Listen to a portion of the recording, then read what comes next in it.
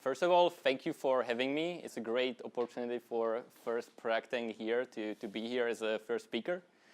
Today, even though I got great advertisement in the beginning, I want to share one disclaimer. So everything what I say is like total tool agnostic. So like you can use any tool for whatever I say to achieve that.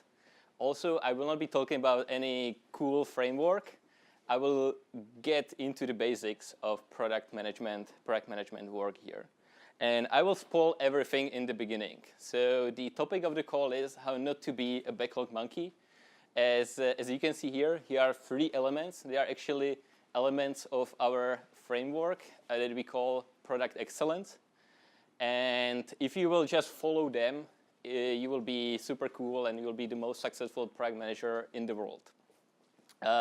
Tested on more than 800 customers, so believe me, it's a great group of customers. But I think it's not that easy.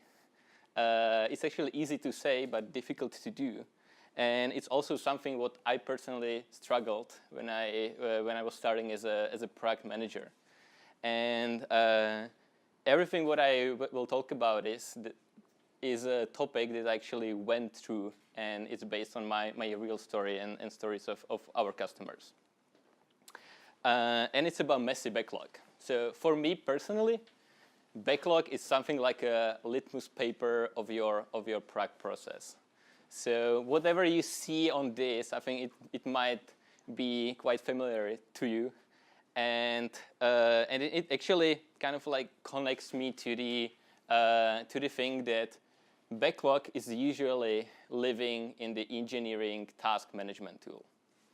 But the thing is that these tools like Jira, Trello, GitLab, GitHub, I can name tens of others, they are not designed to actually process all these different items here. They were designed to absolutely do a different job. Actually, if you sign up for Jira today and you go through the onboarding, they ask you about your position. There's no position of product manager. There's either product designer, project manager, or other. So you can select from one of these 3. And we can see based on this indication, we can actually see at Product Board there is a huge rise of product management tools as a category. So it's starting to show up as a category on Product Hunt. It's starting to show up as a category in many blogs that we can read. So actually, if I go through the list, so like let me know if it's familiar to you, and feel free to raise your hand if it's something what you can see in your backlog. I wanted to do like a quick competition that who has the most of the items in the backlog will actually win something. So you can come to me afterwards if you don't want to be embarrassed and tell me your number, and we will think about the prize. So first of all, there's usually hundreds of items, and I think sometimes even thousands of items. Then we have feature requests from all directions. It can come from your internal stakeholders. It can come from your customers. It can come from any integration you have connected to your backlog. There is a bunch of new feature ideas, something what you were thinking about in the shower in the morning, and then you wrote it down and put into the backlog, or something cool you just want to note somewhere. Then we have de-scope improvements. So you know that you are working on something cool, you outline the perfect scenario, and then you cut the scope by half. It's still living in the backlog. Then there is a bunch of bugs from low severity that you will never touch to high severity that is affecting tons of customers. Then there are UX issues of all priorities. So from typography to, I don't know, like transparency of your fonts, whatever. And then there is a user feedback of all types. So something what is actually not actionable. It's just description of a problem. It's not something that engineers can take and start working on. And then I will add 2 more things, actually, 2 more elements to make it even more realistic. So there are overlaps. So So many of those items are connected together. Sometimes they overlap by 100%. Sometimes it's just like slight overlap, whatever. It's very difficult to capture these connections there. And then for one solution, you sometimes have 5 items or even more.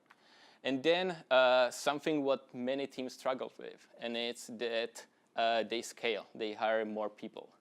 And you as a product manager don't want to be embarrassed and show them your backlog, because for them it's impossible to get up to speed. They cannot go through hundreds of thousands of items and just read everything to understand what they should do tomorrow. So that's actually one of my stories that I experienced in the past. And I will talk about how you can actually improve it. When I was preparing for this talk, so we have a Slack channel at Product Board. It's called Love, and all our customer success people, sales people, or even product people, they share some love quotes from customers or quotes like that. It's a real quote from one of our customer sales loft, and I will show you how it actually changed in 6 months. So I was able to find it in the love channel as well. And if I will repeat again all these 3 items I mentioned in the beginning and spoil you the whole talk and the whole evening. So if we take what is the implication on your organization, and I will take first step. So understand what your users actually need. So like if you have hundreds or thousands of items, you have no idea. You are not able to tell me how you should improve pricing based on the user insights, based on everything what you have collected in years, not months, in years. You are not able to tell me. You are not able to tell me what is the user impact. So like how many customers are impacted by that issue. You are not able to make those connections. If we take a look at prioritization, good luck with that. You can apply any framework you want. You will not be able to prioritize there. It will be based on your gut feelings, and you will just use drag and drop feature in the engineering task to actually prioritize something. But since you are operating in a multi-team environment, so it gets messed up in 5 minutes after you are done. And then creating a roadmap. Yes, you can do it. There's a tool called Google Slides, but it will be totally disconnected from items you have there. So good luck with that. And it doesn't matter that you spend 60 or even more hours a week at work. It doesn't really matter. It doesn't matter that you reply to every input you get. So like to make everyone happy at your company or your customers happy. It doesn't even matter if you have a Marie Kondo session every week. Marie Kondo is that Asian lady having a TV show and taking items from your wardrobe and asking you if it sparks joy. So your backlog items don't spark joy. So it doesn't really matter. And the implication of that is that everyone in your team is frustrated. Your customers are frustrated. They have no idea what's going on. Your sales team is frustrated. So like if you are pushing hard on your sales, so they will not provide you feedback in the end if they don't get the basics from you. And product management work is I would say like more than 50% about alignment and making sure that everyone is happy at the company. The rest of it is just like doing some Friday afternoon work when you are cleaning up your backlog or doing that Marie Kondo session. And there is actually a way out of there, and it's actually super simple. I want to stop here for a second. And I want to make sure that everyone reads that. That's the whole message of my talk. So keep delivery work and your inputs separately. They are 2 different things. My title of a talk is Backlog Zero. So aim for that. There shouldn't be anything in your backlog. So like all those items I mentioned in the beginning, in the messy backlog, they are actually from a category of all other items. And what it actually brings you. So like it brings you proper prioritization because you keep them separately. Ideally, add some product management system tool. You can pick your favorite one. I have my favorite one, of course, and Jira, right? yeah, for sure, for sure. There's one important aspect. Please think about one thing. As you saw, there was on the slide of messy backlog that they very often overlap. So like that means that they are connected to multiple topics. And if you are building your user research or your input, think about end-to-end or end-to-end relationship. It will save you a lot of time, believe me. It will save you a lot of time, and it will put your team into position for success. Here is one example. So like this is the diagram that you can find on the Pragboard website. All these items in the beginning doesn't really matter. Those are the features we have. But those two ends actually matter. So on one end, we have all those customer touch points. Your internal organization is also customer touch points. So like engineering, having a good point on your user experience, it's a customer touch point or stakeholder touch point if you want. They usually come from many different areas. So here's just a bunch of our integrations. We are not done with integrations. There's actually, even in our organization, there's even more tools we use or our customers use to get in touch with us. It can be even meeting notes, and it's like we don't have an integration for meeting notes. You just take them on the paper. And then on the other side, there's everything what goes into backlog. But like it has to go through the whole loop where you process the insight, prioritize it, then you plan it, and then you actually put it into the backlog. So if you saw that spoil in the beginning of like how not to be a backlog monkey, those are the 3 points that you actually, or like 3 steps that you actually need to follow. And sorry, the other way. And here's one example. That's a screenshot from our tool. I just want to use it for reference to actually show you some of the aspects.